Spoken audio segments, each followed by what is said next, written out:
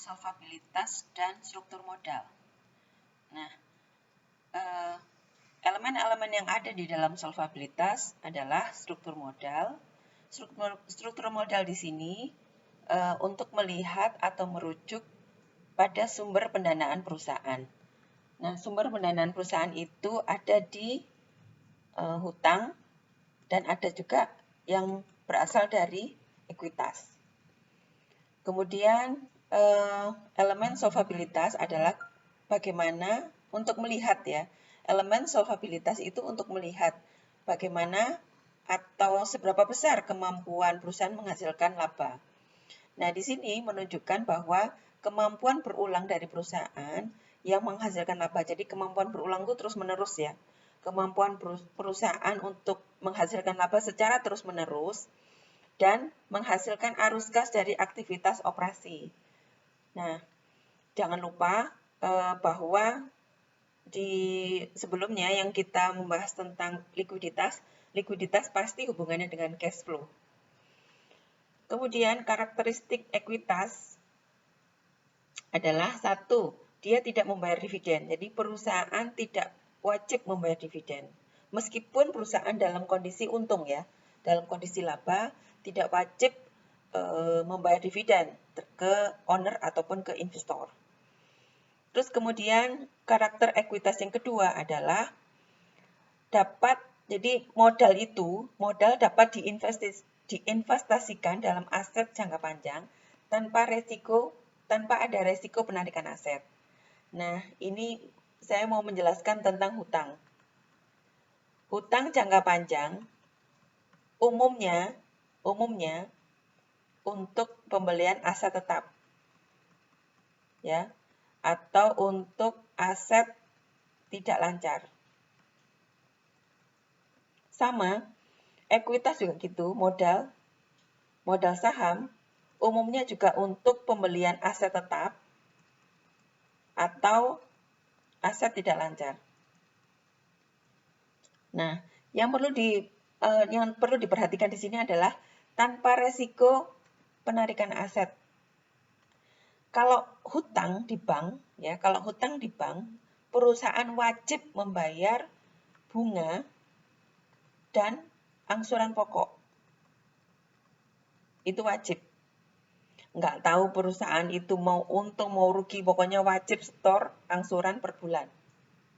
Nah, jika terjadi sesuatu atau dalam jangka waktu panjang itu perusahaan tidak melakukan pembayaran kepada bank, maka ada potensi bahwa aset tadi ini, aset tetap yang dibeli oleh hutang jangka panjang tadi, itu ditarik.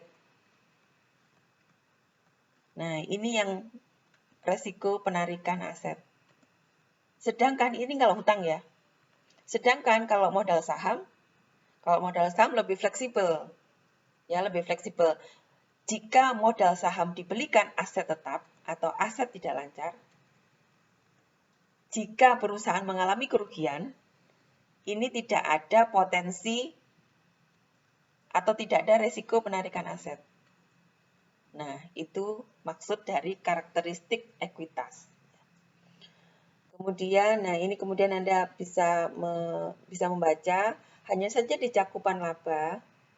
Jadi ini yang kita diskusikan ya. Kita diskusikan untuk topik struktur modal dan solvabilitas.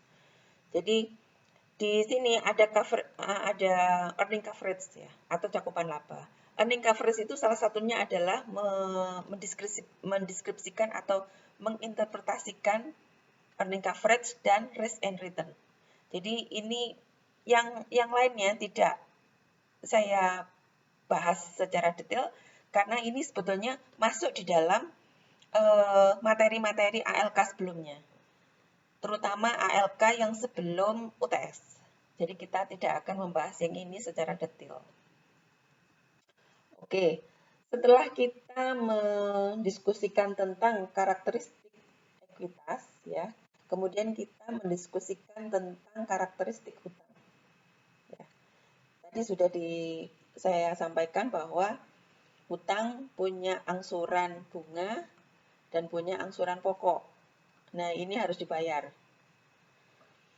Nah, yang berbahaya adalah ini. Yang berbahaya adalah yang di poin B. Semakin besar jumlah hutang atau proporsi atau persentase hutang dalam struktur modal, maka semakin besar komitmen, ya, semakin besar komitmen pembayaran kembali dan beban tetap. Apa ini beban tetapnya? Beban tetapnya ya angsuran. Beban bunga. Beban bunga. Ini adalah beban tetap. Sepanjang perusahaan itu punya hutang, pasti harus bayar bunga. Dan komitmen pembayaran kembali. Pembayaran kembali itu angsuran pokoknya ya, angsuran pokok. Nah, kemudian kalau semakin besar beban tetap dan komitmennya, maka semakin besar pula potensi debt default. Debt default atau gagal bayar. Gagal bayar. Nah, ini yang dikhawatirkan. Kalau sudah debt default, ya, kalau sudah gagal bayar, kemudian ada beberapa pihak yang mengajukan bankruptcy, mengajukan kebangkrutan ke pengadilan. Nah, ini bisa saja dilikuidasi perusahaannya. Jadi, bahayanya hutang itu adalah ini.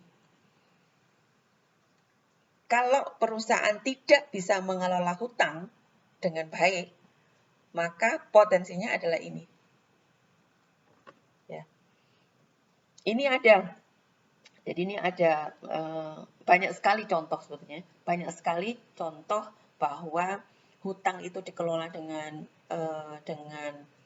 sembrono ya, dengan sembrono sehingga ada potensi debt default. Kalau sudah debt default itu kan jadi kayak gini ya, debt default itu gagal bayar misalnya gini. Saya misalnya perusahaan semen Indonesia, vendornya PTA. Nah, PTA ini sudah supply barang ke PT Semen Indonesia berupa material material A gitu ya.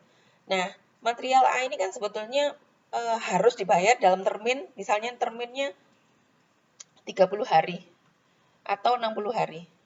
Tapi sampai dengan 2 tahun lebih itu belum terbayar. Nah, kalau belum terbayar ini selama lebih dari bertahun-tahun sudah dimintain, sudah ditagih sama vendor itu nggak bayar-bayar. Nah, vendor itu berhak mengajukan ke pengadilan untuk melikuidasi PT Semen Indonesia. Itu berhak itu. Jadi dulu itu ada PT Telkomsel ya. PT Telkomsel itu punya utang ke vendor. Saya lupa PT Telkom atau PT Telkomsel. Itu punya utang ke vendor, nggak dibayar-bayar. Dia abai dengan vendornya. Akhirnya vendor ini mengajukan ke pengadilan untuk bankruptcy. Namun tentu saja karena PT Telkomsel itu nggak punya duit, tapi duitnya itu nggak dibayarin dulu gitu loh ke vendor. Nah, sehingga vendor tersebut mengajukan bankruptcy ke pengadilan. Nah, setelah mengajukan bankruptcy ke pengadilan baru PT Telkomsel ini nyadar bahwa dia harus bayar utang. Itu bahayanya di situ. Oke, kemudian itu yang tadi ya karakteristik hutang. Kemudian motivasi, kenapa sih kalau udah ada debt default, ada potensi gagal bayar gini, masih aja orang tuh ngutang? Ya karena ada return. Ada kelebihan return sebetulnya. Sehingga untuk investor tuh lebih menguntungkan. Kan nggak dimiliki sama orang lain kalau ngutang. Dan jangan lupa ada beban keuangan, biaya atau beban bunga. Beban bunga ini sebagai pengurang laba, sehingga pasti kalau sudah dikurangi laba setelah pajak ya, sebelum pajak, maka pajak yang akan dibayarkan oleh perusahaan itu semakin kecil. Oke, sampai di sini dulu, nanti kita lanjut ke berikutnya.